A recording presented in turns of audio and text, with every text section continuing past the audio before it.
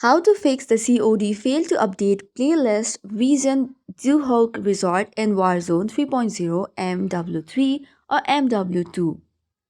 Hey guys, and let's get started. If you're having this trouble, the only solution would be contacting the Warzone support team.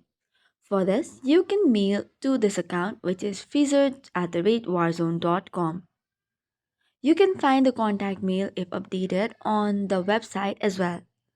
After that, open your Gmail and then tap on Compose Mail. Now, for sending the mail, type in the email account that was shown before in the website, which is phaser@warzone.com. After that, you'll have to write the subject regarding fail to update playlist on your Warzone 3.0. Once that is done, you'll have to now report the bug and explain and describe the problem that you're dealing with. Additionally, you can also take a screenshot of it and attach. Once that is done, you can send the mail.